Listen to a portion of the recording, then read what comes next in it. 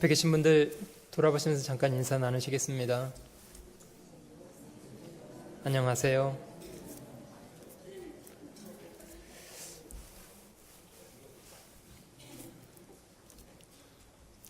끝없이 계속될 것 같았던 여름이 훌쩍 지나가고 이제 성큼 겨울 앞에 다가온 것 같습니다. 이 또한 지나가리라 이런 표현이 있습니다만은 저희가 생각 없이 지내도 계절은 변함없이 지나가고 있습니다. 저희가 오늘 10월의 마지막 주일 집회를 갖게 되었습니다. 저희가 먼저 마태복음 15장 말씀을 함께 찾아보도록 하겠습니다.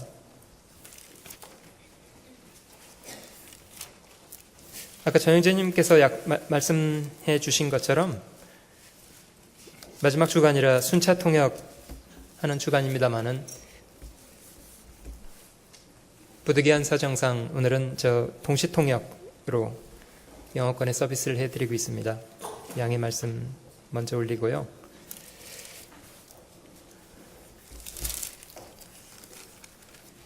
마태복음 15장 1절로 20절까지 제가 먼저 한 절 읽고 여러분들 읽으시는 방법으로 천천히 교독해 보겠습니다. 마태복음 15장 1절로 20절 사이입니다. 그때의 바리새인과 서기관들이 예루살렘으로부터 예수께 나와 가로되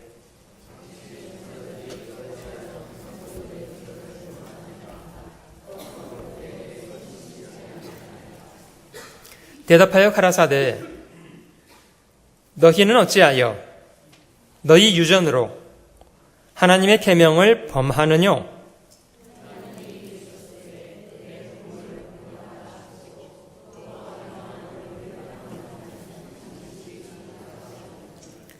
너희는 가로되 누구든지 아비에게나 어미에게 말하기를 내가 드려 유익하게 할 것이 하나님께 드림이 되었다고 하기만 하면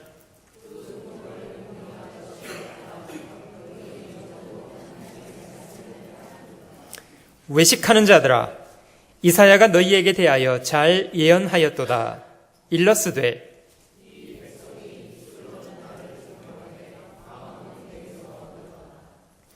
사람의 계명으로 교훈을 삼아 가르치니 나를 헛되이 경배하는도다 하였느니라 하시고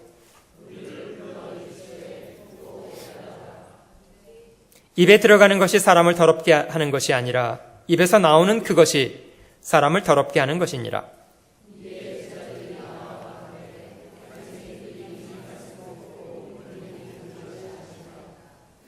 예수께서 대답하여 가라사대 심은 것마다 내 천부께서 심으시지 않은 것은 뽑힐 것이니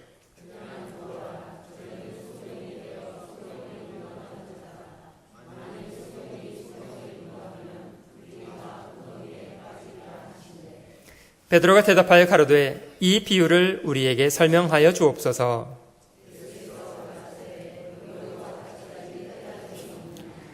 입으로 들어가는 것은 배로 들어가서 뒤로 내어 버려지는 줄 알지 못하느냐?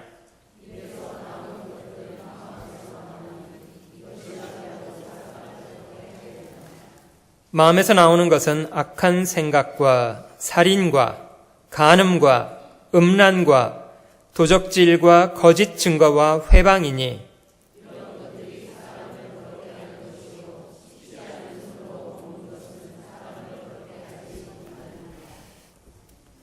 잠깐 기도하겠습니다.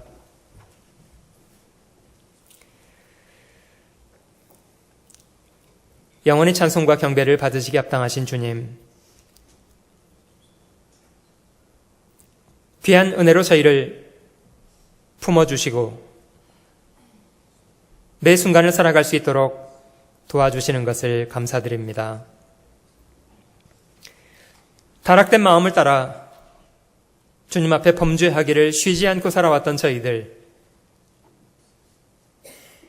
심판과 영원한 멸망 가운데 던져져야 마땅했던 저희들을 주님의 귀한 사랑으로 먼저 사랑하시고, 저희가 이뤄져 있을 때에 주께서 자신의 죄 없으신 몸을 저희를 대신하여 십자가에 죽는 데 내어주신 것으로 저희의 모든 죄가를 도말해 주시고, 믿음 안에서 저희를 받아주실 뿐만 아니라 천지를 지으신 하나님의 자녀라 칭하는 영광스러운 소망을 주신 것을 진심으로 감사드립니다. 주님은 저희의 모든 것을 다하여 섬김받으시기 합당하신 분이십니다. 지극히 높으신 주께서 먼저 비천한 저희들을 자신의 목숨을 다하시기까지 사랑하시고 섬겨주셨기 때문입니다. 연약한 저희를 말씀으로 붙잡아 주시고 날마다 인도해 가시는 주님, 이 시간도 저희를 또 주님 앞에 불러 모아 주시고 성경을 배우게 하시고 주님이 저에게 베푸신 은혜를 기억하게 하시고 저희가 어떻게 살아가야 할 것을 배우도록 인도하시니 감사드립니다. 베풀어 주신 모든 귀한 은혜를 마음으로 소중하게 여기고 주님이 선히 여기시는 일에 저희의 몸과 마음 들여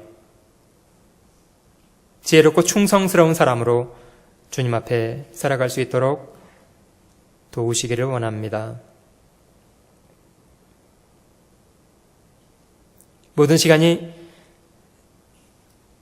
우리 각 사람에게 유익하고 귀한 시간 되도록 함께 역사해 주시기를 간구드립니다. 저희를 사랑하시는 주 예수님의 이름으로 기도 올립니다. 아멘.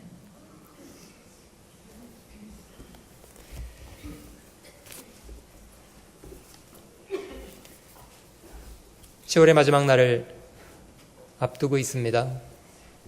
혹자는 할로윈이라는 이름으로 10월의 마지막 날을 기억할지 모르겠습니다만은 그리스도인인 저희들에게는 그 500년 전에 이 땅에 일어났던 종교개혁이라는 사건을 마음속에 좀 적극적인 태도로 돌아볼 만한 그런 날짜라고 생각합니다.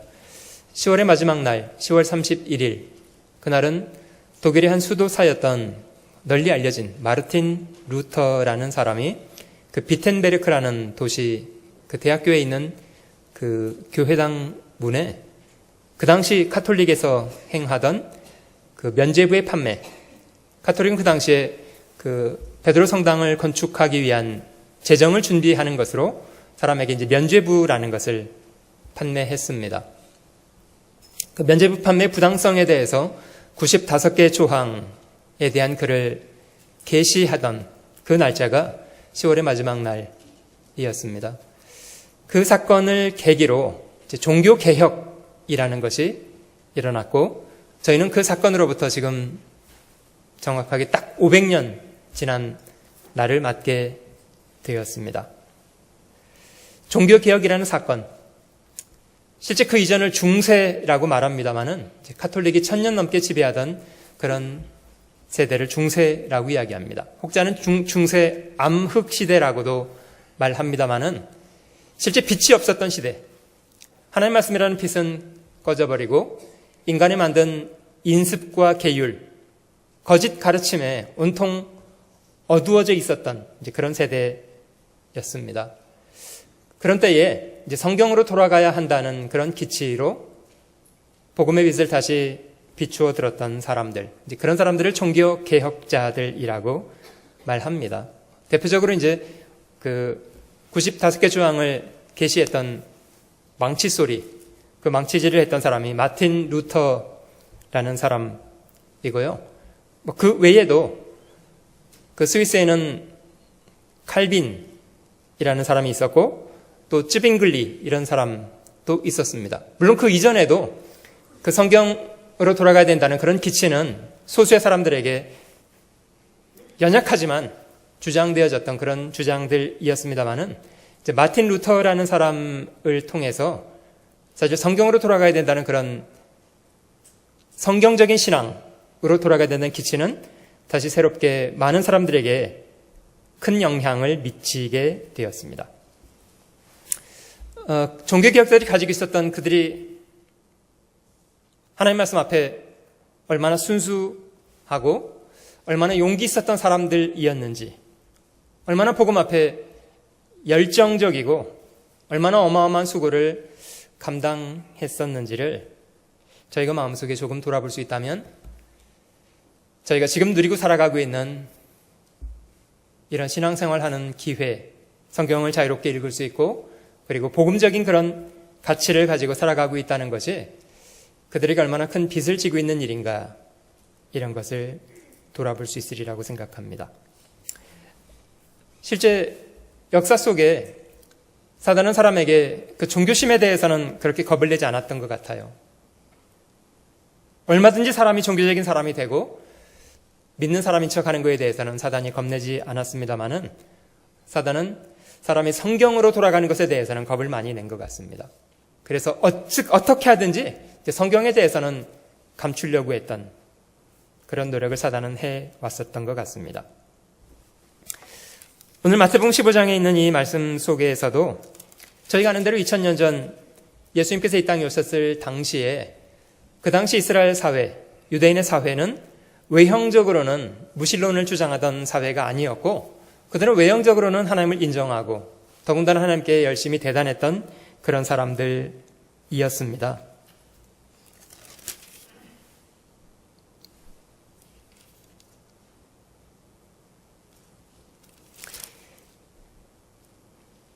이 말씀 속에 바리새인과 서기관들, 이 사람들은 백성들에게 성경을 가리키고 스승 노릇을 하는 그런 사람들이었습니다. 이 사람들이 주님의 제자들이 음식을 먹을 때 씻지 않는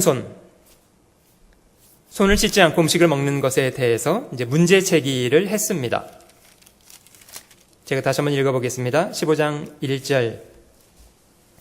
그때 바리새인과 서기관들이 예루살렘으로부터 예수께 나와 가로되 당신의 제자들이 어찌하여 장로들의 유전을 범하나이까? 떡 먹을 때에 손을 씻지 아니하나이다. 주님은 위생적인 문제로도 제자들에게 그냥 간단하게 너희가 손을 좀 씻고 먹는 것이 좋겠다, 이 정도로 지나갈 수도 있었던 문제였으리라고 생각은 듭니다. 그런데 주님은 이 사건의 근본적인 문제를 꼬집어내셨습니다. 3절. 대답하여 가라사대 너희는 어찌하여 너희 유전으로 하나님의 계명을 범하느냐. 실제 유대인들에게는 구약 성경이 주어져 있었고 그들은 안식일마다 성경 성회당에 모여서 그 구약 성경을 읽은 정도만 아니고요, 심지어 외우기까지 했었던 사람들이라고 합니다.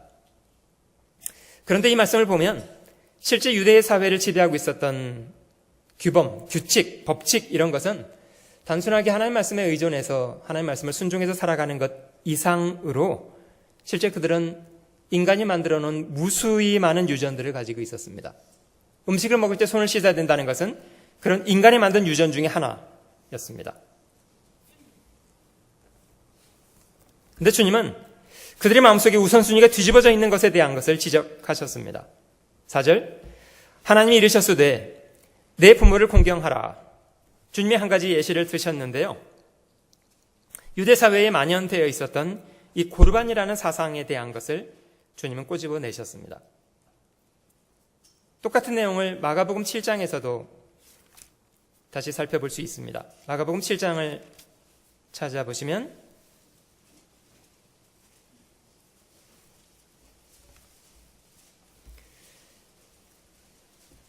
이곳에 조금 더 자세한 설명이 되어 있습니다. 마가복음 7장 3절입니다. 마가복음 7장 3절. 바리새인들과 모든 유대인들이 장로들의 유전을 지키어 손을 부지런히 씻지 않으면 먹지 아니하며, 이게 장로들의 유전입니다. 또 시장에서 돌아와서는 물을 뿌리지 않으면 먹지 아니하며, 그 외에도 여러 가지를 지켜오는 것이 있으니 잔과 주발과 놋그릇을 씻음이러라. 이에 바리새인들과 서기관들이 예수께 묻되, 어찌하여 당신의 제자들은 장로들의 유전을 준행치 아니하고 부정한 손으로 떡을 먹나이까?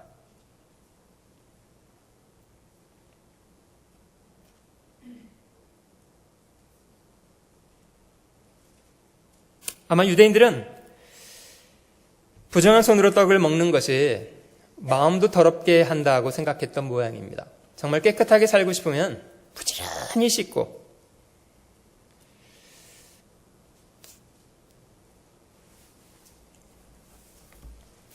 그러나 그들의 마음속에는 상당히 잘못된 것이 가득했습니다. 6절 넘어가 볼게요.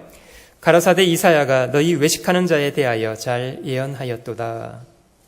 기록하였으되 이 백성이 입술로는 나를 존경하되 마음은 내게서 멀도다. 사람의 계명으로 교훈을 삼아 가르치니 나를 헛되이 경배하는도다 하였느니라. 이 헛되다라는 말은 정작 이 경배의 주인 되는 주님은 받으시지 않고 있는, 주님은 받지 않는, 자신들은 열심히 드린다고 드리지만 정작 하나님은 받지 않는 그런 헛된 경배를 하고 있다. 입술로는 주님을 존경하고 사랑한다고 말하지만 마음 없는 짓이라는 겁니다. 자, 이유가 이제 뒷부분에 설명이 되어 있는데요. 8절. 너희가 하나님의 계명은 버리고 사람이 유전을 지키느니라. 또 가라사대 너희가 너희 유전을 지키려고 하나님의 계명을 잘 저버리는도다. 모세는 내 부모를 공경하라 하고 또 아비나 어미를 회방하는 자는 반드시 죽으리라. 성경은 그렇게 말씀하십니다. 하여건을 너희는 가로되 사람이 아비에게나 어미에게나 말하기를 내가 부모에게 드려 유익하게 할 것이 고르반 곧 하나님께 드림이 되었다고 하기만 하면 그만이라, 이렇게 가르쳤다는 겁니다. 이제 이걸 유대인들의 고르반 사상이라고 말하는데요. 그만이라 하고 제 아비나 어미에게 다시 아무 것이라도 하여 드리기를 허하지 아니하여 너희의 전한 유전으로 하나님의 말씀을 폐하며 또 이 같은 일을 많이 행하느니라.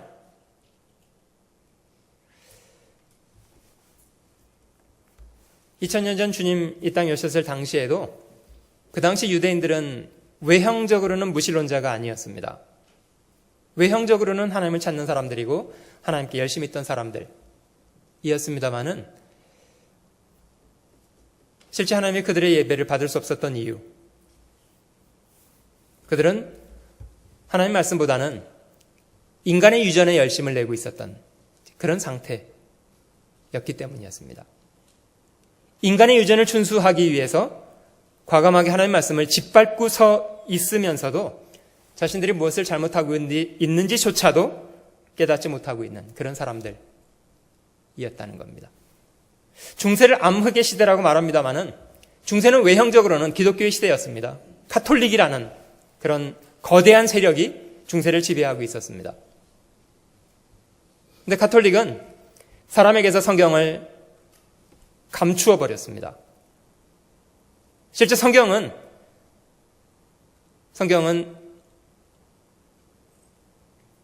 마루 밑에 감춰져 있고 사람들은 알아듣지도 못하는, 신부들이 라틴어로 하는 미사에 참여하고 자신은 기독교인이라고 생각하지만 실제 성경에 무슨 말씀이 기록되었는지, 하나님이 무엇을 원하시는지에 대해서는 전혀 알 길이 없는 그런 어두운 시대가 되어버렸습니다. 가뜩은 순수하게 하나님의 말씀을 사람에게 심어주기보다는 인간이 만들어 놓은 어마어마한 유전을 만들어내었습니다.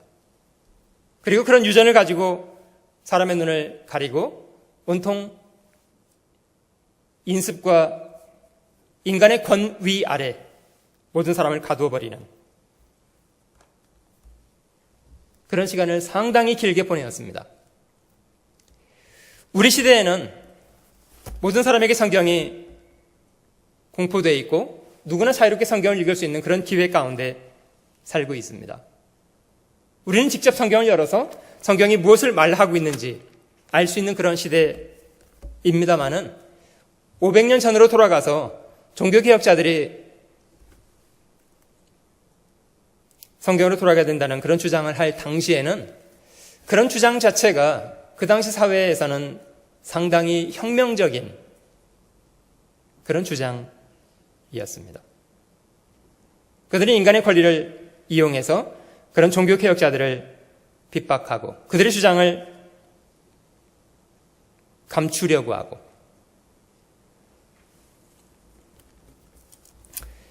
그러나 그들은 주저하지 않고 성경으로 돌아가야 된다는 순수한 주장 굽히지 않았고 목숨을 걸고 그런 주장을 해갔고요. 결과적으로 그 횃불이 많은 사람들에게 번져서 더 이상 그 이전으로 돌아갈 수 없는 그런 새로운 시대를 열었는데 그것을 저희는 종교개혁이라는 말로 표현합니다. 물론 그 이전에도 그런 주장을 했던 사람들이 전혀 없었던 것은 아니었습니다마는 그 마틴 루터가 카톨릭의 면죄부 판매에 대해서 이의를 제기했던 그런 시대, 마틴 루터의 주장이 성공할 수 있었던 몇 가지 이유가 있습니다. 그 당시에 저희가 아는 대로 독일의 구텐베르크라는 사람이 인쇄기를 발명했고 인쇄기를 가지고 최초의 인쇄된 책, 성경이라는 것을 찍어서 발간하기 시작했습니다. 사람들에게 비로소 이제 성경이라는 것이 주어지기 시작했고 그 루터가 95개 조항을 발표한 이후에 인쇄기는 그런 루터의 주장을 즉시 책으로 만들어서 독일 전역에 반포할 수가 있었습니다. 비로소 사람들은 무엇이 진실한지 무엇이 거짓된지에 대한 분별을 하기 시작했고 루터가 독일어로 된 성경을 그들에게 전해 주었을 때 독일은 더 이상 그 이전으로 돌아갈 수 없는 그런 나라가 되어버렸습니다. 왜냐하면 모든 사람이 성경이 무엇을 말하는가를 분명히 알게 되었기 때문에 더 이상 성경이 아닌 다른 것으로 인습과 인간의 권력이 주장하는 그 거짓 속으로 다시는 돌아갈 수 없는 시대가 되었기 때문이었습니다. 이 종교개혁자들이 주장했던 주로 루터에 의해서 정돈된 그런 5가지 주장입니다만은 저희 마음속에도 좀 돌아볼 수 있으면 좋겠다고 생각이 듭니다. 파이브 솔라라고 합니다. 이 솔라라는 라틴어는 오직이라는 단어로 번역될 수 있고요. 오직 5가지 원칙, 파이브 솔라라는 것이 있습니다. 첫 번째는 솔라 스크립투라, 오직 성경으로 라는 것이 첫 번째입니다. 모든 권위의 근원은 오직 하나님 말씀뿐이다. 그 당시 가톨릭은 성경을 해석할 수 있는 건 교회뿐이다. 그래서 성경을 개인적으로 읽거나 성경을 가까이 하는 것 자체를 죄악시하던 그런 사회였습니다.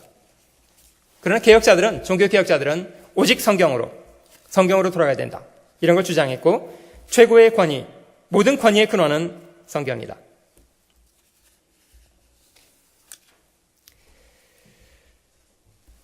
두 번째 솔라는 오직 그리스도로, 두 번째는 오직 그리스도로만입니다.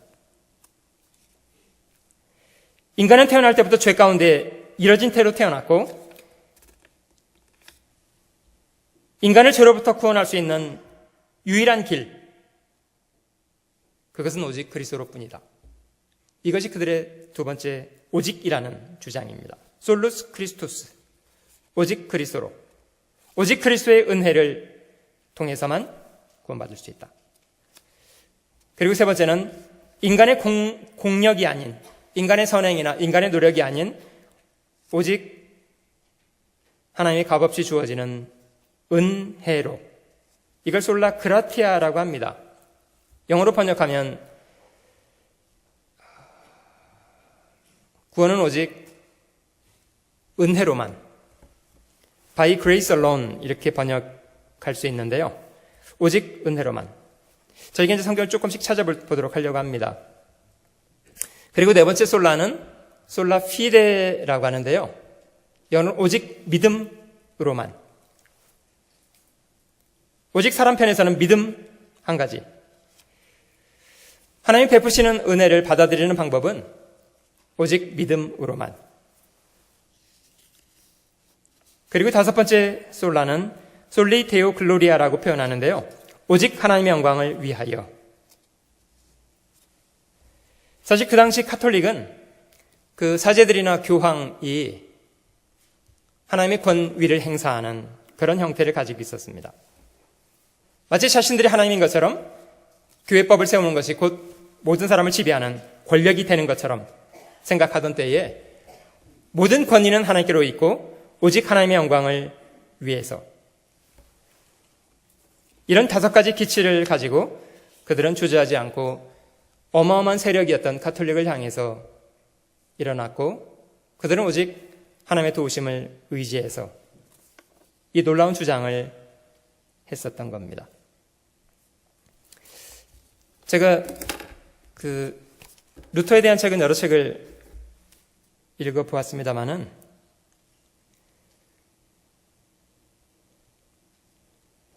종교개혁 500주년을 기념하는 때에 독일에 사시는 한 목사님이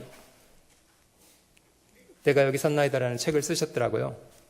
근데 이름이 누구신가 봤더니 우성은이라고 써있길래 이분이 제 2살 위의 형님입니다.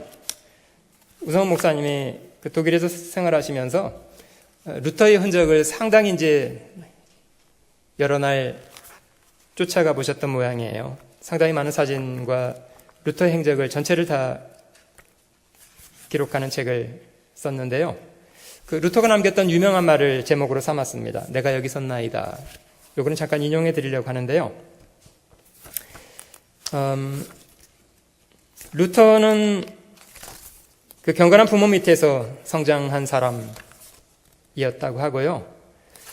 그리고 처음에 변호사가 되겠다고 하다가 그 중간에 그 벼락을 경험하는 청년 시절에 벼락이 치는 상황 속에서 거의 기적적으로 살았고, 그런 사건을 계기로 이제 사제가 되겠다고, 대부분 그 당시 이제 카톨릭은 사제가 되는 것이 자기의 인생 전체를 하나님께 헌신하겠다는 그런 뜻인 것처럼 얘기했잖아요.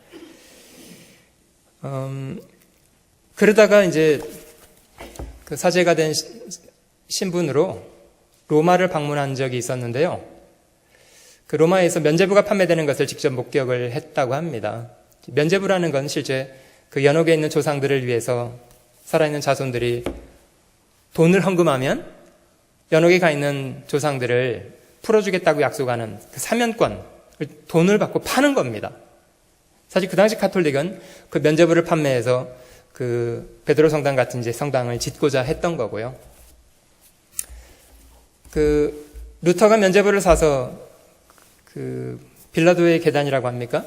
이제 그 계단을 기어서 올라가면서 무수히 많은 사람들이 면죄부를 손에 쥐고 그 계단을 올라가서 자기 조상들을 연옥으로부터 건지려고 하는 그런 것을 쳐다보고 있다가 면죄부를 국에서 집어 던져버렸습니다. 그리고 나서 이제 면죄부 판매 부당성에 대한 내용을 95개 조항으로 게시를 했다고 하는데요. 그 당시 루터의 나이가 30대 초반, 34살이었습니다. 카톨릭에서는 루터를 소환했고, 그 종교재판 하려고 했고요.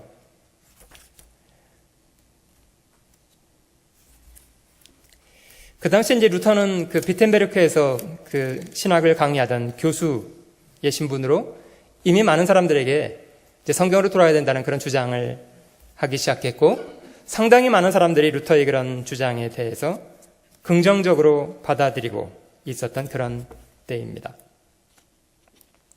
그 루터가 이제 브롬스 회의, 제국회의에서 재판받았던 내용은 대단히 유명한 사건인데요. 제가 그 당시 이제 루터가 했던 말을 잠깐 이 책을 통해서 인용해 보려고 합니다. 그 루터의 설교, 루터의 저작, 이런 것들은 이미 책으로 많이 만들어져서 그 당시 이제 독일 사회에 이제 널리 유포가 되어 있었던 그런 상황이었고요.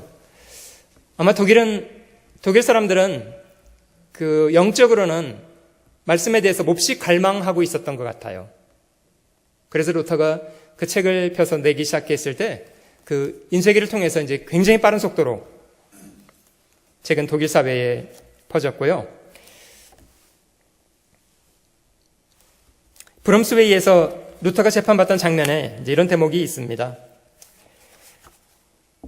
자신의 저술을 했던 책이나 이런 것들에 대해서 그 취소하라는 그런 요구를 루터가 받았을 때 그는 이렇게 답변했습니다.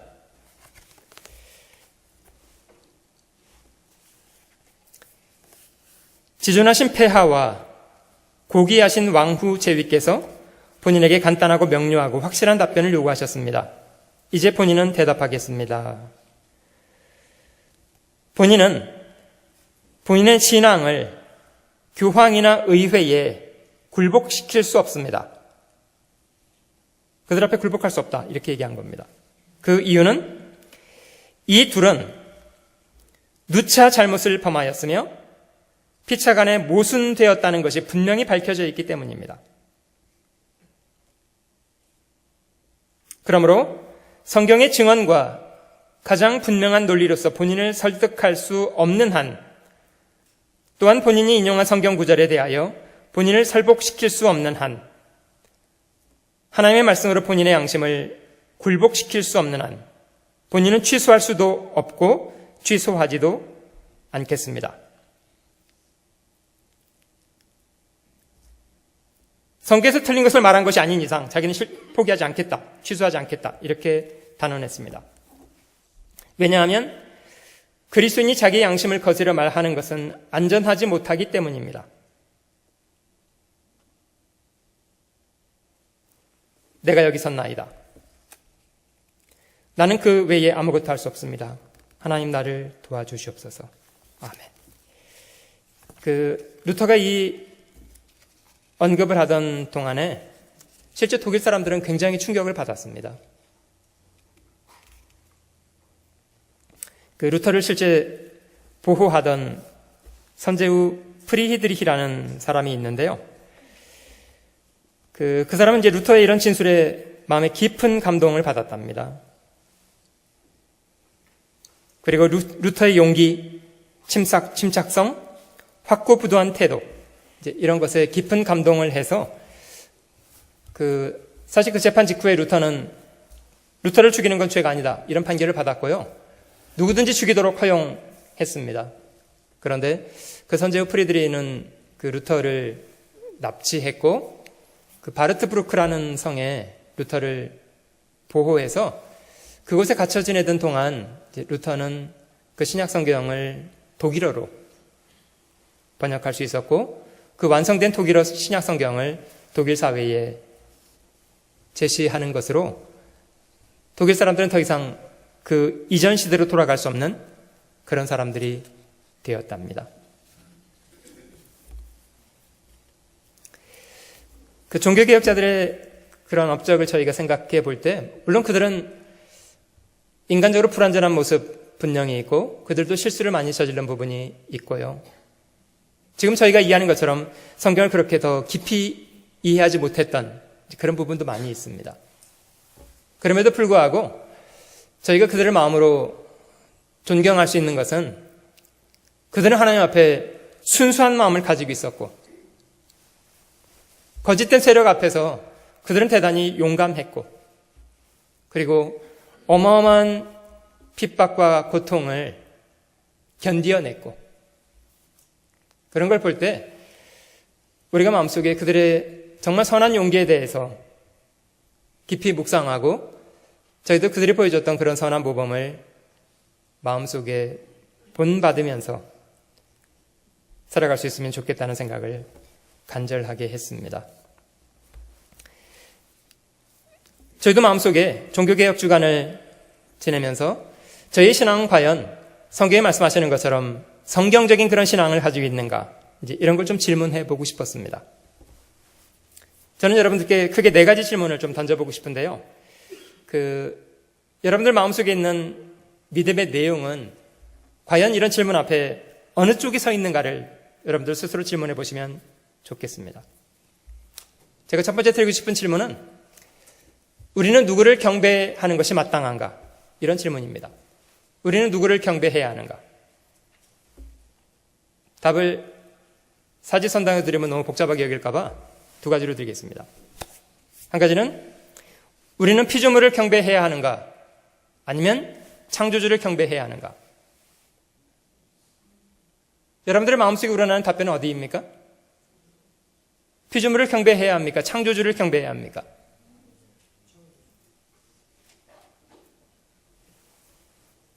창조주를 경배해야 되지만 피조물도 경배해야 된다. 이렇게 생각하시는 분 계세요, 혹시? 창조주를 경배해야 돼. 오직이라는 단어를 사용하면 좋겠습니다. 오직 창조주를 경배해야 한다. 로마서 1장을 한번 찾아보겠습니다. 로마서 1장을 찾아보시면 이 우상숭배라고 하는 범죄가 실제 창조주를, 피조물을 창조주보다 더 높은 곳에 놓는 것을 우상숭배라고 합니다. 로마서 1장, 여기 이제 하나님께서 보이는 세계와 보이지 않는 세계를 다 창조하신 분, 창조주로 소개하고 계신데요.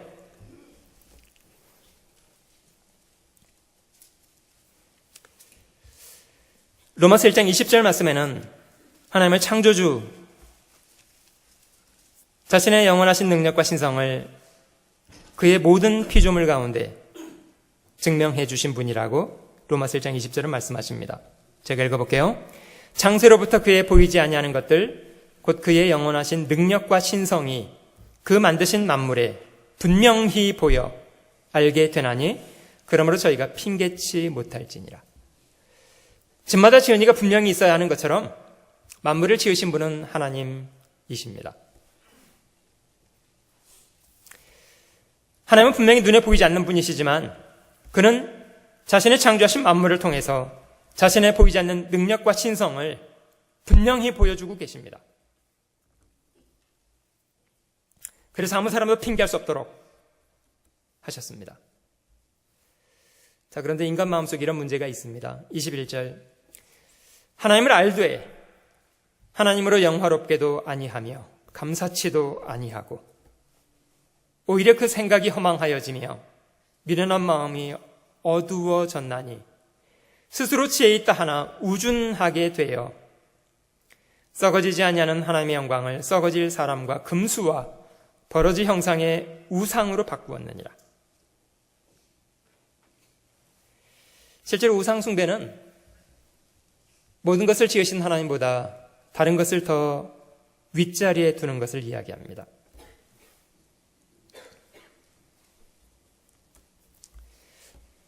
어떤 분이 저희에게 귀한 선물, 아주 좋은 시계를 주셨다고 하면 저희는 당연히 선물을 주신 분에게 감사를 표현하는 것이 마땅합니다.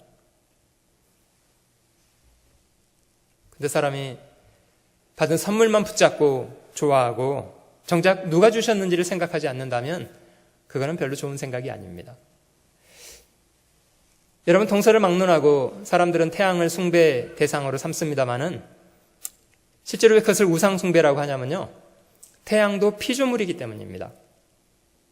그걸 지으신 분은 하나님이시고 하나님이 해를 창조하신 목적은 사람을 살게 하기 위해서, 목적은 사람에게 있었습니다. 그러면 당연히 사람이 태양을 숭배하는 것이 마땅하지 않고 태양을 창조하신 분을 찾고 그에게 감사를 드려야 되는 것이 마땅한데 피조물인 태양을 신인 것처럼 숭배하는, 이제 이런 걸 가리켜서 우상숭배라고 말합니다. 로마서 1장 25절 말씀은 같이 읽어봅니다. 이는 저희가 하나님의 진리를 거짓 것으로 바꾸어 피조물을 조물주보다 더 경배하고 섬김이라. 주는 곧 영원히 찬송할 이시로다. 아멘.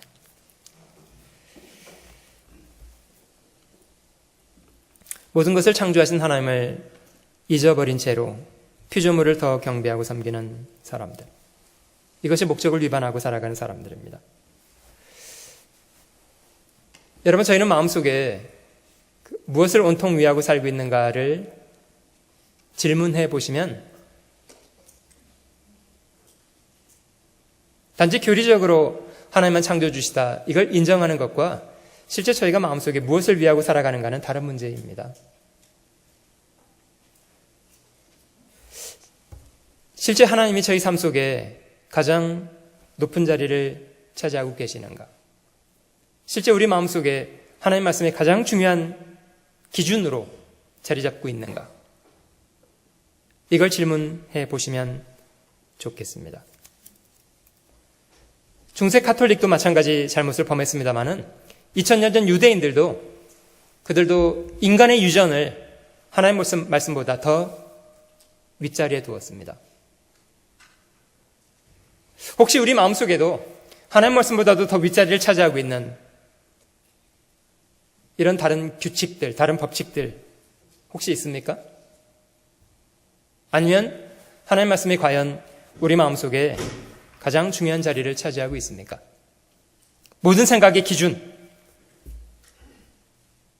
여러분, 만약에 사람이요, 성경을 통해서 하나님께서 무엇을 원하시는지를 알아도 자신의 생각을 더 고집한다면, 아이고, 성경에는 그렇게 돼 있습니다만은요, 이렇게 이야기하고 자기 생각을 주장하고 산다면 그도 동일한 죄를 짓고 있는 겁니다. 하나님 말씀보다는 자기 생각을 더 윗자리에 두고 있는 그런 거 아닙니까?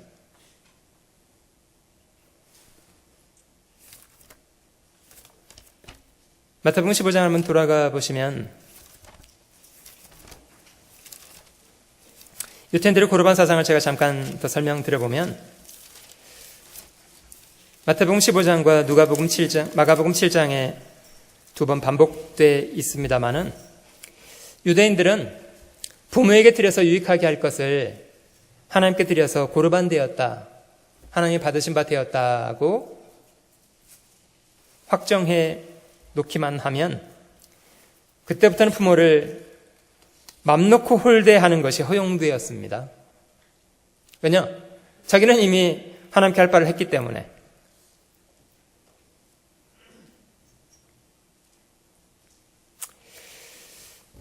마태복음 15장 5절 돌아가 볼게요. 너희는 가로되 누구든지 아비에게나 어미에게나 말하기를 내가 드려 유익하게 할 것이 하나님께 드림이 되었다. 이걸 고르반이라고 말합니다. 고르반 되었다고 하기만 하면 그 부모를 공경할 것이 없다. 이게 장로들의 유전이었습니다. 하여 너희 유전으로 하나님 말씀을 폐하는도다. 인간의 유전을 지키기 위해서 용감하게 하나님 말씀을 폐하는 사람들.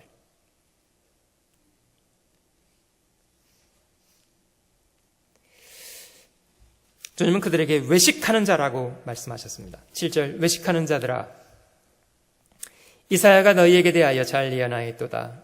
일러스되 이 백성이 입술로는 나를 존경하되 마음은 내게서 멀도다.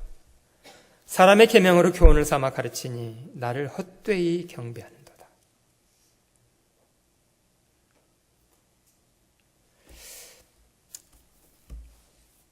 조금 뒤에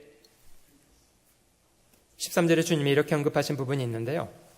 13절은 같이 읽어보겠습니다. 예수께서 대답하여 가라사대 심은 것마다 내 천부께서 심으시지 않은 것은 뽑힐 것이니 그냥 두어라.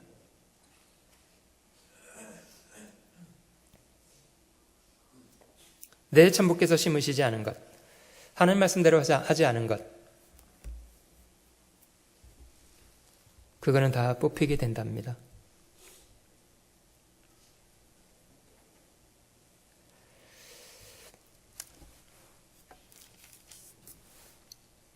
(14절) 말씀은 대단히 무섭고 두려운 말씀입니다마는 주님은 이런 두 사람을 내어버려 두라고 말씀하십니다. 그냥 두어라. 저희는 소경이 되어 소경을 인도하는 자로다. 만일 소경이 소경을 인도하면 둘이 다 구덩이에 빠지리라. 앞에 이끌어가는 사람도 소경, 그 소경에게 이끌림을 받는 사람도 소경. 앞에 구덩이가 있는데 주님은 두 사람에게 다 책임을 물으시겠다고 합니다. 그냥 두라고 말씀하십니다. 하나님이 저에게 주신 최고의 기준, 그거는 성경입니다. 우리가 마음속에 성경을 귀중하게 여기고 소중하게 여기고 소중한 마음으로 성경을 배우고 그 말씀을 따라 순종하여 살려고 하고 그것이 좋습니다. 성경을 자신의 바른 기준을 삼는 것, 그것이 살 길입니다. 자기 입맛에 맞는 대로 믿고 싶은 건 믿고 믿고 싶지 않은 것은 삭제하고 자기 생각을 더하고 이런 것은 성경 앞에 하나님 앞에 큰 범죄가 된다는 것도 기억해야 합니다. 말씀하신 대로 성경에서 기록하신 대로 그 말씀을 고집하는 것. 마틴 루터가 저에게 보여줬던 그런 태도이기도 합니다만은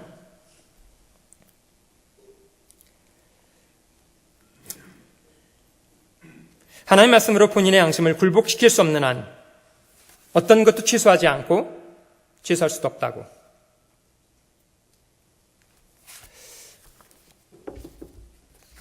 사도행전에도 한번 찾아보시면요. 사도행전 이 마틴 루터의 브롬스웨이와 상당히 닮은 부분을 사도행전 5장에서 찾아볼 수가 있습니다.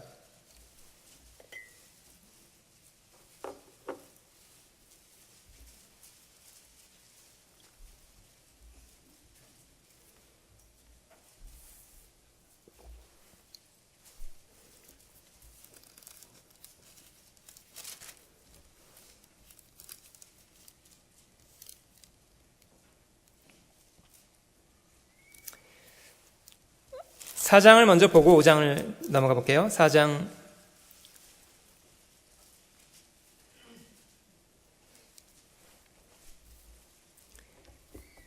(16절) 말씀을 한번 보겠습니다. 그 베드로와 요한이 안전뱅이를 고친 사건 이후에 이제 많은 사람들에게 복음을 전했고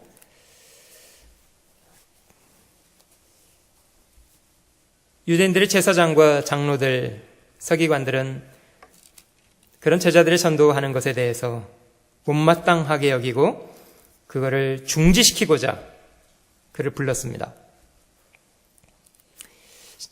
4장 16절 제가 읽어봅니다. 이 사람들을 어떻게 알고 저희로 인하여 유명한 표적 나타난 것이 예루살렘에 사는 모든 사람에게 알려졌으니 우리도 부인할 수 없는지라.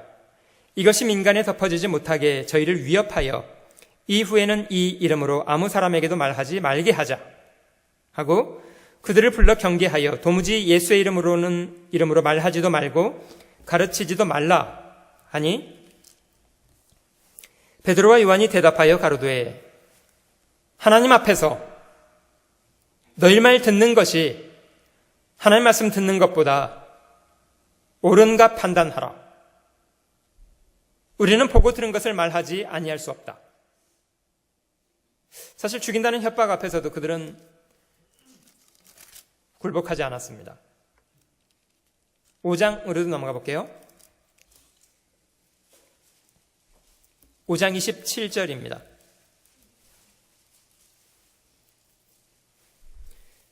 저희를 끌어다가 공회 앞에 세우니 대제사장이 물어 가로되 우리가 이 이름으로 사람을 가르치지 말라고 엄금하였으되 너희가 너희 교를 예루살렘에 가득하게 하니 이 사람의 피를 우리에게 돌리고자 함이로다. 여러분, 이 공회라는 곳이 불과 얼마 전에 예수를 체포해다가 정죄해서 십자가에 내몰아 죽였던 그 자리입니다. 그 자리에 주님의 제자들이 또 잡혀왔습니다. 29절, 베드로와 사도들이 대답하여 가로되 사람보다 하나님을 순종하는 것이 마땅하니라. 사람보다 하나님을 순종하는 것이 마땅하니라.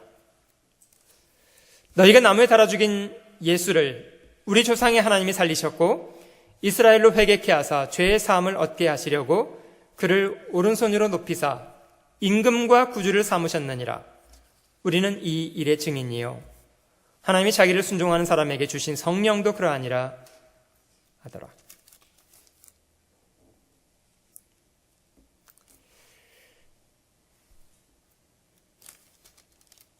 결과적으로 이제 어떻게 되냐면요, 5장 40절로 쭉 넘어가 보시면 저희가 옳게 여겨 사도들을 불러들여 채찍질하여 예수 이름으로 말하는 것을 금하고 놓으니 사도들은 그 이름을 위하여 능욕받는 일에 합당한 자로 여기심을 기뻐하면서 공회 앞을 떠나니라.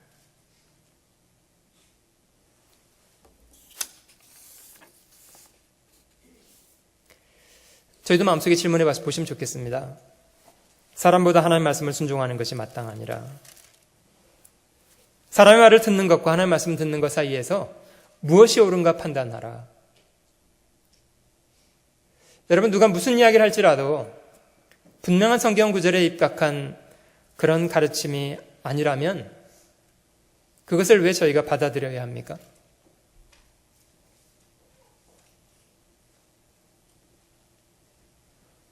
하나님의 제게 주신 것은 말씀인데 말씀에 의거하지 아니한 다른 교훈을 말하는 것을 저희가 왜 마음으로 받아들여야 합니까?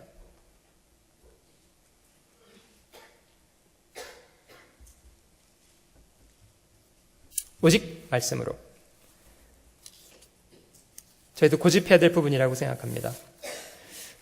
어떻게든지 말씀을 마음으로 가까이 하고 말씀에 익숙한 사람이 되는 것. 다른 것을 더하지 말고 있는 것에서 빼지도 말고 가감하지 말라고. 그런 자세가 필요합니다. 자기 입맛에 맞는 것만 받아들이고 입맛에 맞지 않는 것은 거절하고, 그건 스스로 거짓을 마음속에 양산해내는 태도입니다. 말씀하신 그대로 자기 입맛에 맞는 대로 취사 선택하는 것은 오히려 진리를 왜곡시키는 사람이 하는 일입니다. 분명히 성경은 하나님 자신을 말씀이라고 기록하시고 우리가 말씀을 가까이 하는 것, 그것이 곧 하나님을 가까이 하는 것입니다. 정말 평생에 손 닿는 곳에 늘 두고 읽으면서 그 말씀과 차근차근 동행해서 살아가는 것, 그것이 저희가 배워야 할 삶이라고 생각됩니다. 우리는 무엇을 믿고 있는 사람들인가? 우리의 믿음의 근거는 과연 무엇인가? 하나님이 저에게 주신 신적인 것을 저희는 믿고 있는가? 아니면 인간이 만들어 놓은 것을 붙잡고 있는가? 이걸 질문해 보시면 좋겠습니다. 첫 번째 질문은 우리는 누구를 경배하는가? 피조물인가? 창조주인가? 이걸 질문해 보고, 두 번째 질문은 우리는 마음속에 무엇을 믿고 있는가? 인위적인 것들인가? 인간이 얼마든지 만들어낼 수 있는 것들인가? 아니면 신적인 것을 우리는 믿고 있는가? 오직 하나님이 주신 말씀을 믿고 있는가? 우리는 무엇을 마음속에 믿고 있는가? 우리 믿음의 근거는 무엇인가? 자, 세 번째 질문은 우리의 구원은 무엇에 근거하고 있는가? 인간의 공로인가? 하나님의 은혜인가? 에베소서 2장을 한번 찾아보도록 합니다. 에베소서 2장을 읽겠습니다.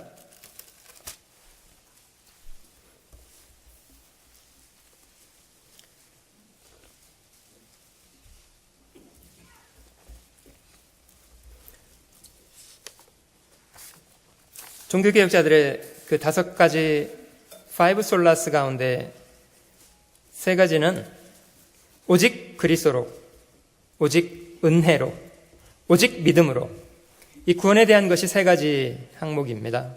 오직 그리스도를 통한 구원, 오직 은혜로, 오직 믿음으로만, 이렇게 정리하고 있는데요. 에베소서 2장을 한번 찾아보시면 오직 은혜를 믿음으로 말미암아 구원받는다 라는 내용을 2장 8절에서 찾아볼 수 있겠습니다. 너희가 그 은혜를 인하여 믿음으로 말미암아 구원을 얻었나니 이것이 너희에게서 난 것이 아니요 하나님의 선물이라. 인간편에서 날 수 있는 것이 아니라고 성경은 말씀하고 오직 하나님의 은혜로, 물론 인간은 믿어야 합니다.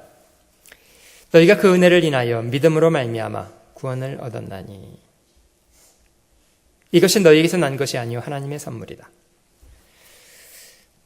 저희가 이 말씀을 가장 적절하게 정확하게 이해하려면 저희가 받은 구원이 어떤 과정이었는지를 한 가지 비유를 통해서 정리해 보시면 정확하게 이해할 수 있으리라고 생각합니다. 그 에베소서 2장 앞부분에 서두에는 이제 우리가 어떤 죄악 가운데 있었는가를 설명했습니다. 2장 1절 너희의 허물과 죄로 죽었던 너희를 살리셨도다. 그때 너희가 그 가운데서 행하여 이 세상 풍속을 좇고 공중의 권세 잡은 자를 따랐으니 곧 지금 불순종의 아들들 가운데서 역사하는 영이라.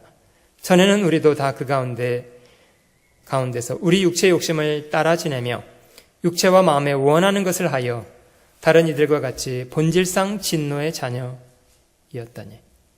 이것이 이제 구원받기 전에 사람의 상태를 말합니다. 마치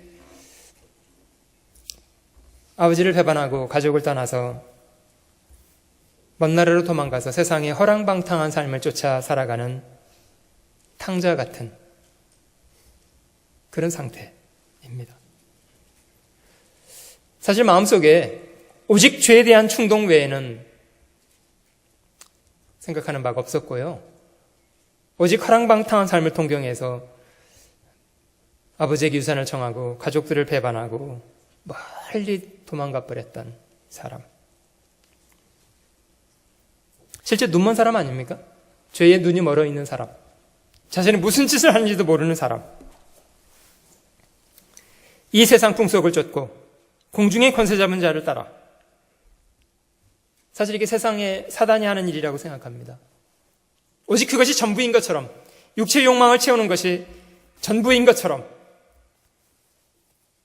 2장 3절 전에는 우리도 다 그 가운데서 우리 육체의 욕심을 따라 지내며 육체와 마음에 원하는 것을 하여 다른 이들과 같이 본질상 진노의 자녀였다. 여러분들 가운데는 그렇게 사는 것을 자유라고 여기시는 분이 계십니까? 그게 자유롭게 사는 건가요?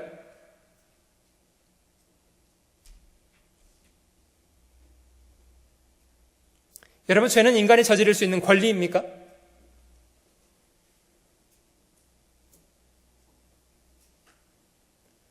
하나님이 인간의 권리를 박탈하시는 분인가요?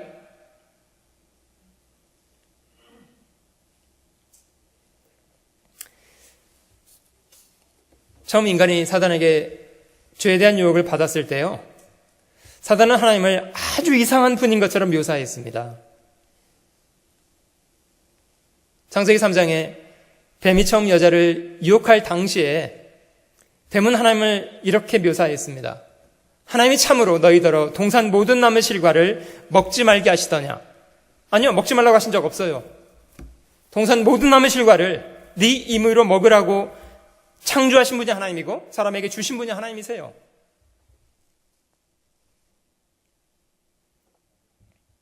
물론 저희가 아는 대로 하나님은 선악을 알게 하는 나무의 실과를 먹는 것은 금지하셨습니다. 먹는 날 정령 죽는다고 말씀하셨습니다. 뱀은 왜 모든 것을 먹게 하셨으면서도 왜 그것만을 제한했냐? 마치 이상한 분인 것처럼 여자가 말하기를 동산 각종 나무 실과를 우리가 임의로 먹을 수 있으나 하나님 말씀에 선악을 알게 나무 실과는 먹지도 말고 만지지도 말라. 물론 먹지 말라는 말 하셨습니다마는 만지지 말라는 말씀 안 하셨고요. 먹는 날 정령 죽는다고 말씀하셨습니다마는 여자는 너희가 죽을까 하노라. 어떻게 인간이 하나님 말씀을 자기 마음대로 더하고 빼고 마음대로 할 수 있을까요?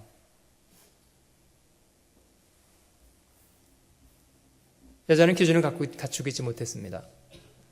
하나님께서 무엇을 말씀하셨는지 정확하게 인식하고 있지 못했습니다. 그러자 뱀이 말하기를 너희가 그것을 먹는 날에는 너희 눈이 밝아져 너희가 하나님처럼 되기 때문에 먹지 말게 하신 거다. 마치 하나님이 인간이 자기처럼 되는 것을 시기하시는 분인 것처럼, 마치 그것을 따먹는 것이 인간의 권리였던 것처럼 그렇게 말했습니다.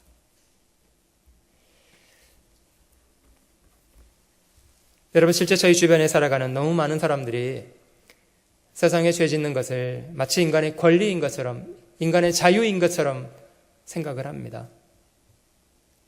정직한 하나님의 말씀보다는 마귀의 속이는 말을 더 귀담아 듣고,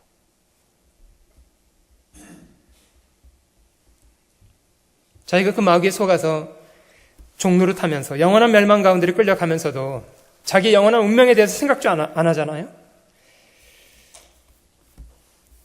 물론 우리도 전에는 그런 사람이었고요. 2장 3절, 전에는 우리도 다 그 가운데서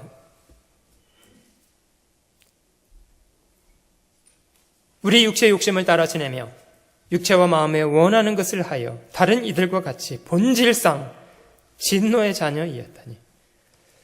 물론 저희가 하나님의 형상대로 창조된 것 사실입니다마는 근본적으로 하나님 앞에 죄로 인해 죽어 있었고요.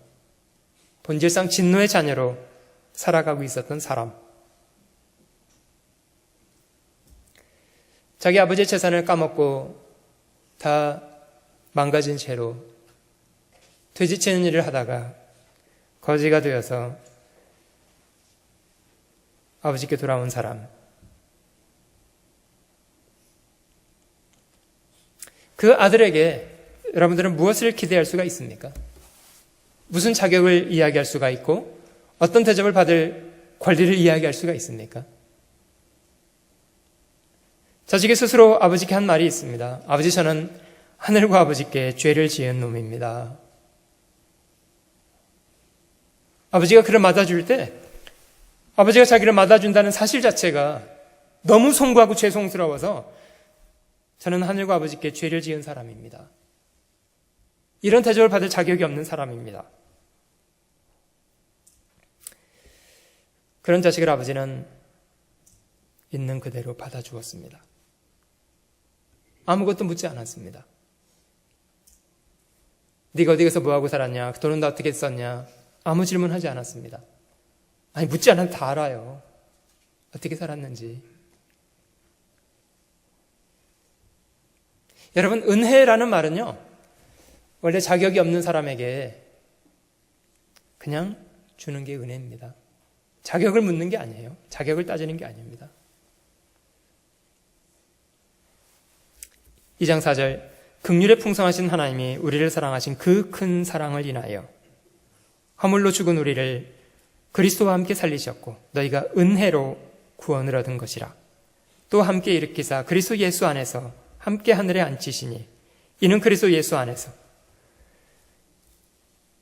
여기 그리스도 예수 안에라는 말이 어마어마하게 반복이 되어 있는데요. 오직 그리스도로만, 오직 하나님의 은혜로만, 오직 믿음으로만.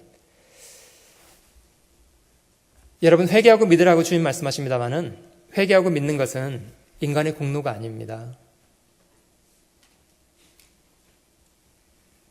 물론 주님이 그 비유를 말씀하실 때 아버지가 그 자식을 받아줄 수 있었던 것은 그 죄 많은 자식이 돌아왔기 때문이었어요. 돌아왔기 때문에 받아준 겁니다. 아버지는 죄를 다 용서하고 기다리고 계셔도 자식이 끝까지 아버지를 배반하고 끝까지 돌아오지 않으면 그 영은 이뤄지는 거예요. 아버지가 용서를 안 하신 것이 아니고요. 이미 아버지의 마음속에 용서를 다 하셨어도 돌아오지 않으면 무효가 되는 겁니다. 용서가. 사실 그건 더 큰 죄예요.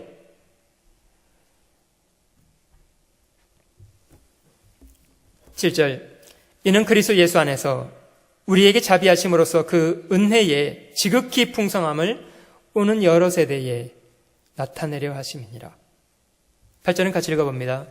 너희가 그 은혜를 인하여 믿음으로 말미암아 구원을 얻었나니 이것이 너희에게서 난 것이 아니요 하나님의 선물이라. 여러분, 구원은 인간이 노력해서 받는 겁니까?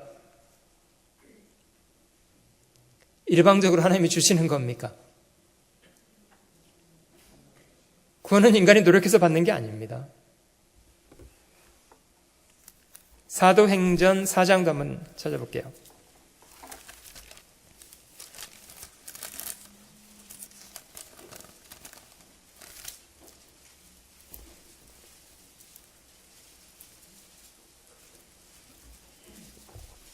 사도행전 4장 11절 12절입니다. 사도행전 4장 11절과 12절.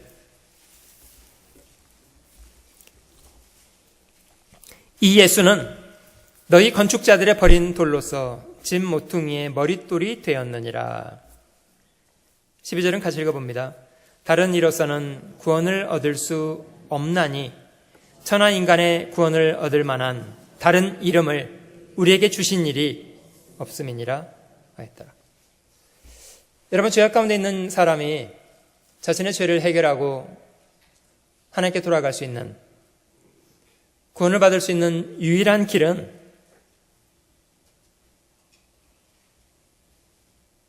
무엇으로부터입니까?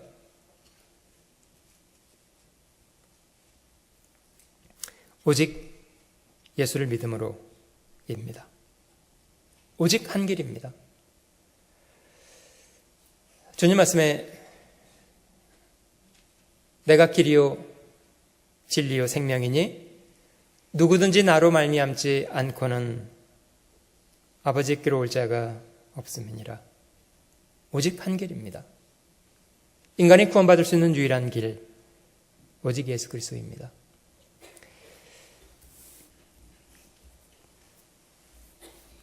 여러분, 그리스도인들은 2000년 전 이 땅에 오셔서 십자가에 돌아가신 역사적인 예수, 그분을 주라고 고백하는 사람들입니다. 주라는 말이 히브리 말로는 하나님이라는 말이 되기 때문에요. 유일신 사상에 입각한 유대교, 이제 구약 성경만 믿는 유대인들은 그 예수 믿는 사람들, 소위 말해서 그리스도인들에 대해서는 인간을 하나님이라고 믿는 이단자들이라고 생각을 합니다. 아직도 그렇습니다. 예수 믿는 사상, 예수 믿는 도리에 대해서 이단시합니다. 저 사람들은 십자가에 죽은 저주받은 인간을 하나님이라고 믿는 이단자들이다, 이렇게 생각하고요. 그 이슬람이라는 종교도 예수의 신성에 대한 것은 부정합니다. 여러분, 그러나 이제 그리스도인들, 예수님을 믿는 그리스도인들,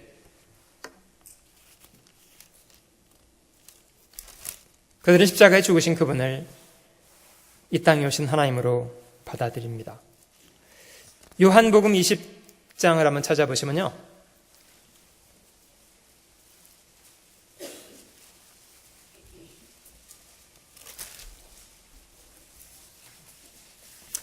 그 주님의 십자가의 죽음과 부활이라는 사건 직후 주님의 제자 중 한 사람이었던 도마의 신앙 고백, 요한복음 20장에 있습니다. 주님이 부활하신 이후 제자들에게 3번 나타나 주셨는데요. 십자가에 죽으시고 그 다음 날이었던 안식 후 첫날 주일 아침 주님은 부활하셨고 그날 저녁 제자들에게 자신을 나타내 주셨습니다. 너에게 평강이 있을지어다. 이렇게 제자들에게 말씀하셨고 안타깝게도 그 처음 주님이 제자들에게 나타나셨던 날 도마는 그 자리에 있지 않았다고 합니다. 20장 24절 보시면 12제자 중에 하나인 디두모라 하는 도마는 예수 오셨을 때에 함께 있지 아니한지라. 다른 제자들이 그에게 이르되 우리가 주를 보았노라 하니 도마가 가로되 내가 그 손의 못자국을 보며 내 손가락을 그 못자국에 넣으며 내 손을 그 옆구리에 넣어보지 않고는 믿지 아니하겠노라.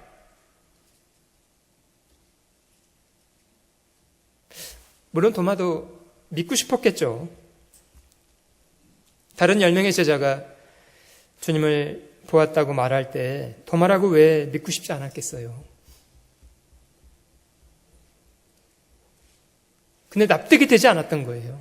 죽었는데 어떻게 죽었던 사람이 다시 살아날 수 있냐고. 주님이 자신의 부활에 대한 말씀을 여러 차례 제자들에게 말씀하셨습니다.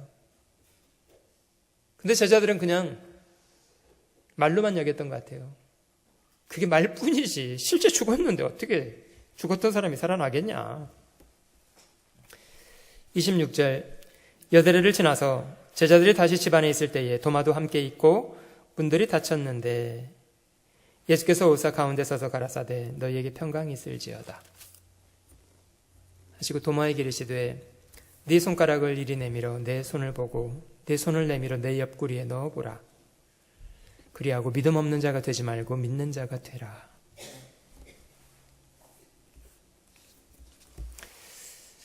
도마가 제자들에게 했던 말 주님은 다 알고 계셨습니다.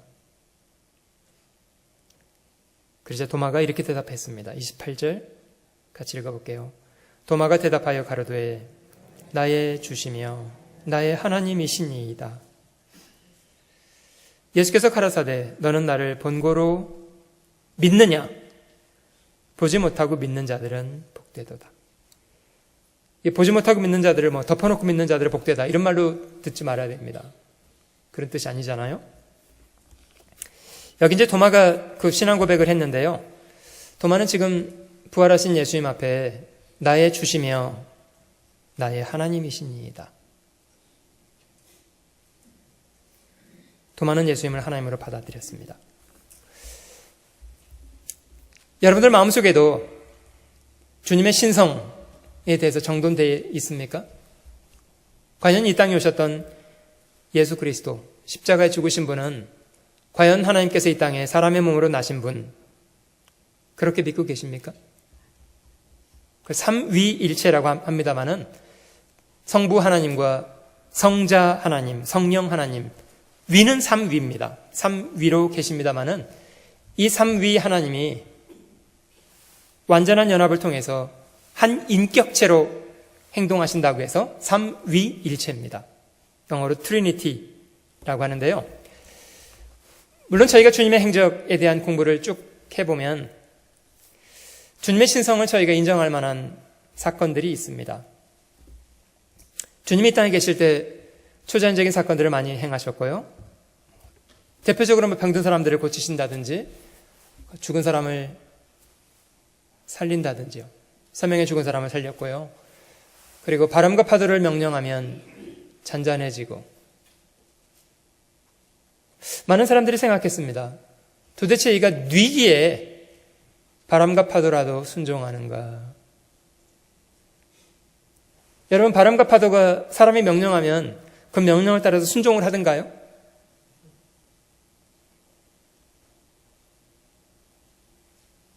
어느 날 트럼프 미 합중국의 대통령께서 바닷가에 나갔었는데 파도가 막 치길래 고요하고 잔잔하라. 이러면 이제 바람과 파도가 미 합중국의 대통령이 말씀하시니 우리가 그만 좀 고요해져야 되겠네. 이러면서 말을 알아듣습니까? 못 알아듣습니까? 예, 사람의 말은 듣지 않습니다. 그런데 나사렛 목수의 아들이었던 예수님께서 바람과 파도를 향해서 고요하고 잔잔하라 했더니 왜 알아듣습니까? 하나님이셨기 때문입니다.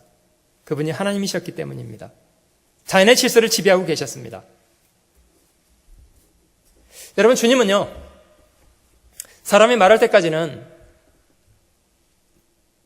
잘 모르셨습니까? 주님, 제 친구인데 이분이 나다나엘입니다.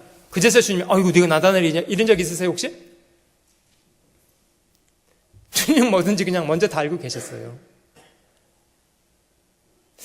우리 시대 그 메시아들이라는 사람들이 있는데요. 제가 보니까 그들은 외국인을 만나면 통역을 꼭 붙이더라고요. 만약에 정말 메시아였으면요, 통역 필요 없게요. 필요 없습니다. 전지현데 무슨 통역이 필요합니까? 인간의 언어를 다 만드신 분이신데. 주님은 사람이 설명하기 전에 미리 다 알고 계셨어요. 앞으로 일어날 일 먼저 알고 계셨어요. 그리고 주님이 사면권을 행하셨다는 것도 잘 기억해야 합니다. 네 죄를 사했다. 많은 바리새인들이 참남하다. 저가 인간이 되어서 자칭 하나님이라는도다. 저가 뉘기에 감히 죄도 사하는가. 주님은 그런 사람들에게 말씀하셨습니다. 인자가 세상에 있는 동안 죄를 사하는 권세가 있다는 것을 너희로 알게 하려 하노라. 죄를 사하는 권세는 하나님의 권세입니다.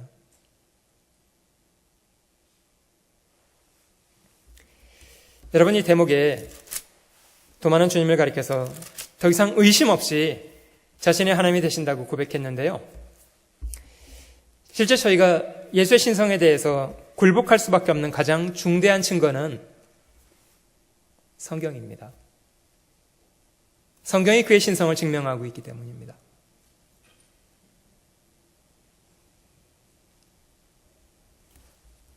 이사야 9장에 그의 출생을 예고하고 있는 예언이 이렇게 기록되어 있습니다. 한 아기가 우리에게 태어났는데 그 어깨에 정사를 메었고 그 이름은 기묘자, 두 번째는 모사, 세 번째와 네 번째 이름이 무엇입니까?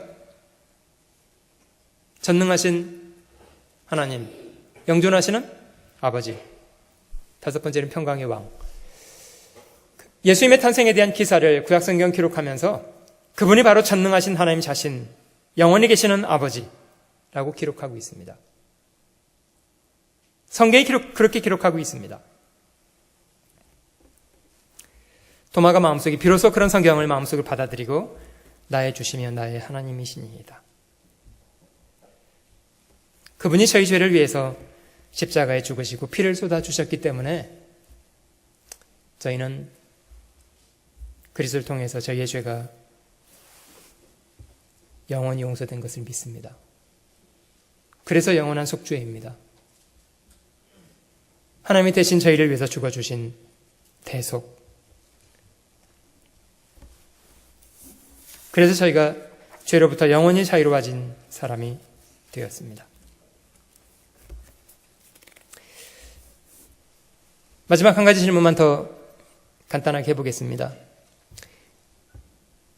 마지막 우리 마음속에 진정으로 바라는 소망에 대한 질문입니다. 우리는 현세를 소망하는가 아니면 내세를 소망하는가?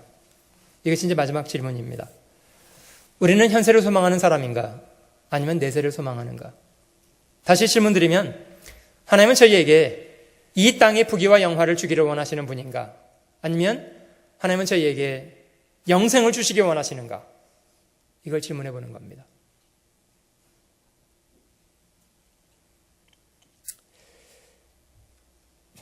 저희가 살아가는 이 땅, 미국이 살아가는 기독교인들 가운데는 하나님이 마치 이 세상의 부귀와 영화를 주고 싶어서 안달이 나신 분인 것처럼 가리키는 그런 기독교도 있습니다.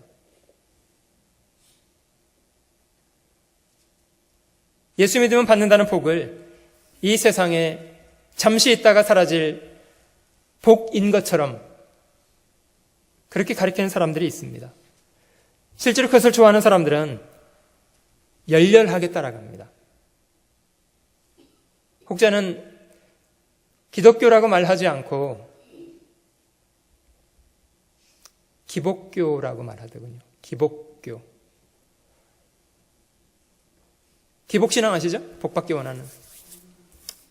물론 예수를 통해서 저희가 받는 복이 있습니다마는 하나님이 정말 저에게 주시기 원하시는 진정한 복은 이 땅에서는 복음과 함께 고난을 받고 살고 장차 올 세계에서 하나님과 영원히 함께 살아가는 복을 주시겠다는 것이 성경에 말하는 진정한 복입니다. 베드로전서 1장 한 구절만 더 저희가 찾아봅니다. 신약성경 베드로전서 1장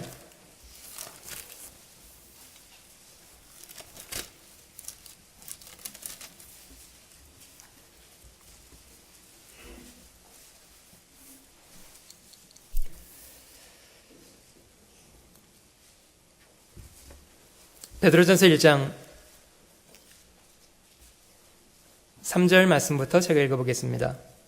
찬송하리로다.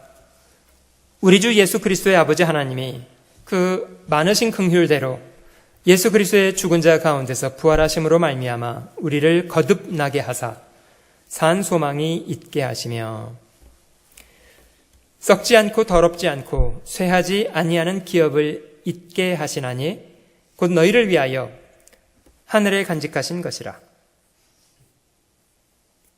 하나님이 저희를 거듭나게 하고 하늘의 소망을 주시고 하늘의 기업을 잊게 하시고 아버지가 되어서 친히 저희를 보호해 가신다고 말씀하십니다. 5절 너희가 말세에 나타내기로 예비하신 구원을 얻기 위하여 믿음으로 말미암아 하나님의 능력으로 보호하심을 입었나니. 근데 이상한 건요, 보호는 하시는데 시험은 많이 주세요. 6절 그러므로 너희가 이제 여러 가지 시험을 인하여 잠깐 근심하게 되지 않을 수 없었으나 오히려 크게 기뻐하도다. 이유가 7절입니다. 같이 읽어볼게요. 너희 믿음의 시련이 불로 연단하여도 없어질 것보다 더 귀하여 예수 그리스도에 나타나실 때에 칭찬과 영광과 존귀를 얻게 하려 합니다. 실제로 그리스도인으로 산다는 것은요, 종교개혁자들이 보여주셨던 것처럼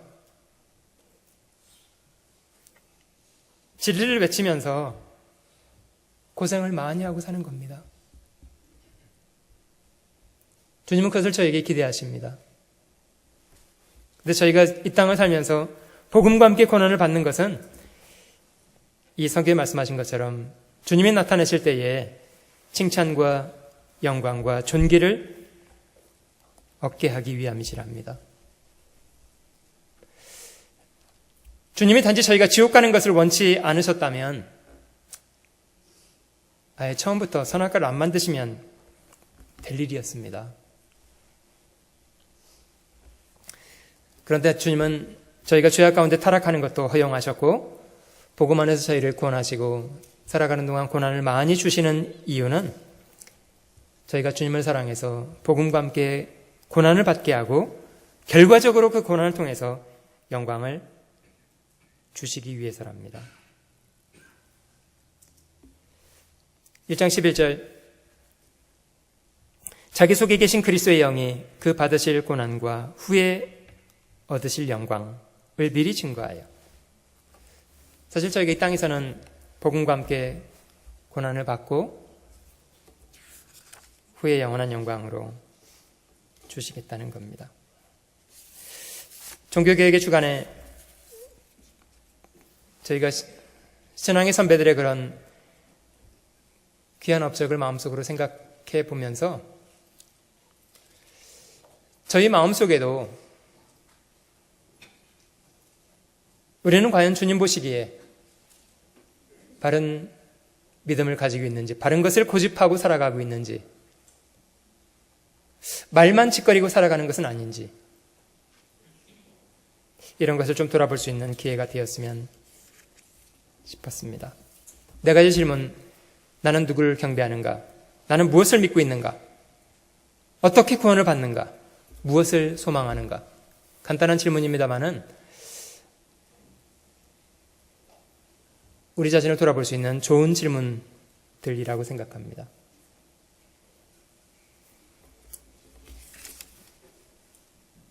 자신을 돌아볼 수 있는 기회가 되었으면 합니다. 기도하시겠습니다. 경배를 받으실 우리 주님,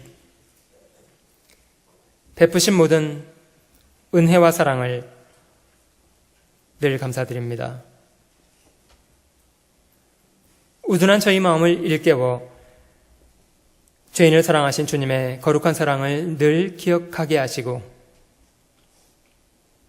역대 믿음의 선조들이 보여주셨던 선한 모범을 저희도 마음속에 잘 본받아 두려움 없이 복음을 외치고 어두운 세상 가운데 복음의 빛을 밝히 들고 나아갈 수 있도록 많은 사람들을 주님께로 돌아오게 하는 선한 역할을 잘 감당하며 살아갈 수 있도록 영육간에 도우시기를 원합니다. 주님 다시 오시겠다고 말씀하시는 역사의 마지막 때를 살아가는 저희들이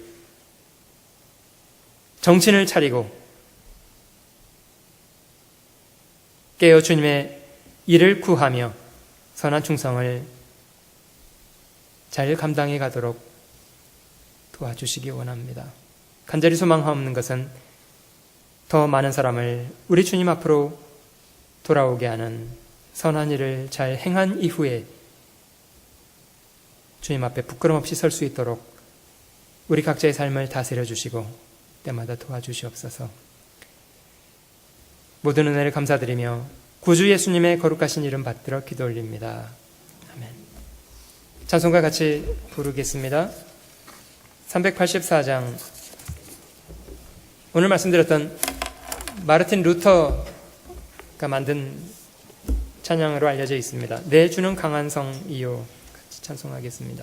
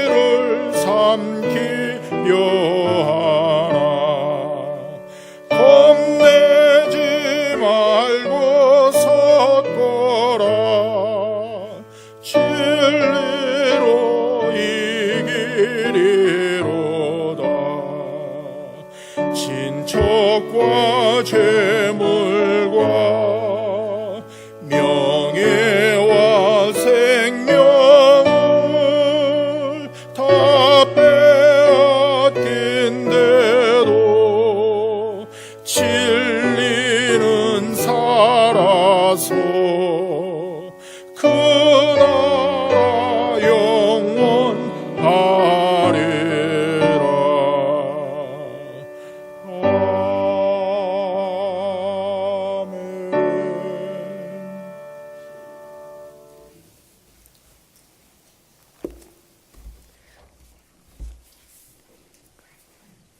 10월의 마지막 날은 내일 모레 화요일입니다마는 그날 세상은 할로윈으로 몹시 시끄러운 날이기도 합니다.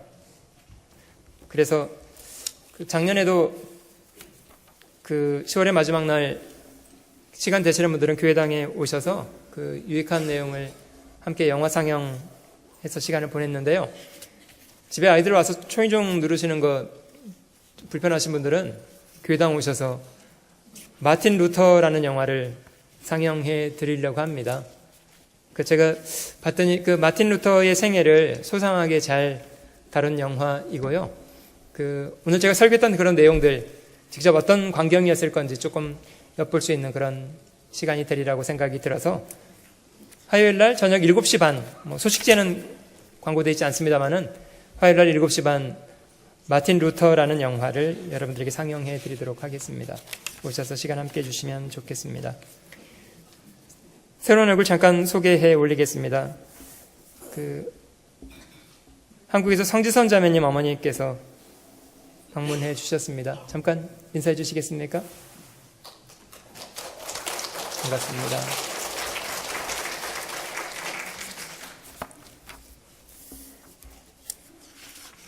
오늘 광고는 봉사의 총무 최순철 형제님께서 광고해 주시겠습니다.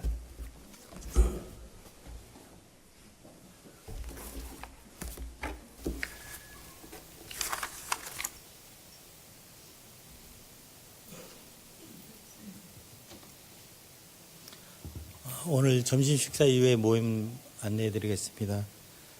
1시 30분에 봉사회가 은장회실에 있었고요. 청년의 교제가 역시 1시 30분에 이행교제실, 전체 임무 모임이 4시에 소강당에서 있는데 조금 앞당겨서 할 수도 있습니다. 그러니까 잠깐 틈새 어디 외출 갔다 일 보시고 올 때는 조금 시간 맞춰서 딱 오지 마시고요. 조금 일찍 와주시면 진행이 좀 순조롭겠습니다. 그리고 11월 1일 수요일 날 7시 반 장소 여기 대강당에서 수요 말씀 있겠고요. 저도 매주 참석을 잘 못할 경우도 있어요. 일 때문에. 근데 가끔씩 와보면 수요 말씀 듣는 형제자매들이 좀 적다 이런 생각을 갖습니다. 바쁜 중에도 저희가 수요 말씀 사무해서 교회당 찾아오시면 좋겠습니다. 그 11월 4일 토요일 날 12시 반 1EM 교제실에서 청년의 임원 모임이 있고요. 한 가지 더 11월 5일 다음 주 주일은 한국식 표현을 하면 서머타임이 해제되는 날입니다. 그러니까 일광 전략 시간제가 끝나는데 토요일 날 주무시기 전에 1시간을 땡겨 놓으셔야 됩니다. 그러니까 11시에 주무신다 그러면 시계를 10시로 맞춰 놓으시면 됩니다. 그러니까 그렇게 하시고요. 11월 5일 날에는 서머타임이 해제되니까 착오 없으시기 바랍니다. 예, 즐거운 식사하십시오. 감사합니다.